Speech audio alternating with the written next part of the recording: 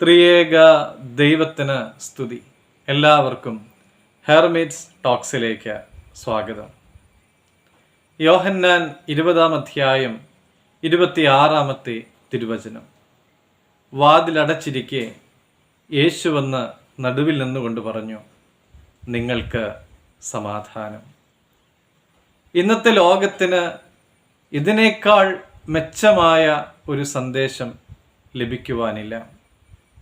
യേശു തൻ്റെ ശിഷ്യന്മാരോട് പറഞ്ഞിരുന്നു, കണ്ടാലും ലോകാവസാനത്തോളം ഞാൻ നിങ്ങളോട് കൂടെ ഇരിക്കും. 2-3 പേർ എൻ്റെ നാമത്തിൽ എവിടെ കൂടി വരുന്നുവോ അതെവിടെയായാലും നിങ്ങളുടെ മധ്യത്തിൽ ഞാൻ ഉണ്ടാകും എന്ന്.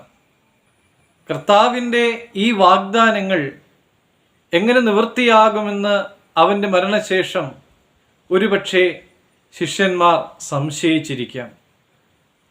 എന്നാൽ വാതിൽ അടച്ചിരിക്കെ യേശുതമ്പുരാൻ അവരുടെ മുമ്പിൽ പ്രത്യക്ഷനായപ്പോൾ ആ വാഗ്ദാനത്തിൻ്റെ പൂർത്തീകരണം സംഭവിക്കുകയാണ്. ഭയം മനുഷ്യൻ്റെ കൂടപ്പിറപ്പാണ്. ഇത് ഏദനിൽ മുതലേ നമുക്ക് കാണുവാനായിട്ട് സാധിക്കും. ദൈവത്തോട് അനുസരണക്കേട് കാണിച്ച് ദൈവബന്ധത്തിൽ നിന്ന് അന്യപ്പെട്ടു പോയ ആദാം ഭയപ്പെട്ടു. തലമുറയായി മനുഷ്യൻ ഭയത്തിൽ ജീവിക്കുന്നു.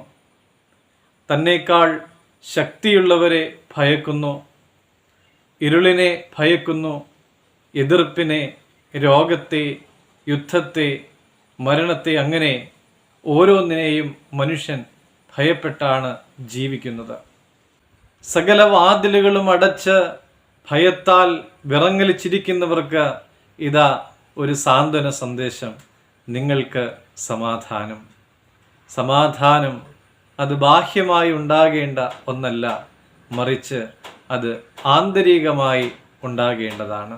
ഉയർത്തെഴുന്നേറ്റ ക്രിസ്തുവിൻ്റെ ആത്മാവ് നമ്മുടെ ഉള്ളിൽ വരുവാനായിട്ട് നാം അനുവദിച്ചു കഴിഞ്ഞാൽ ആ സമാധാനത്തെ പ്രാപിക്കുവാനായിട്ട് നമുക്കെല്ലാവർക്കും സാധിക്കും.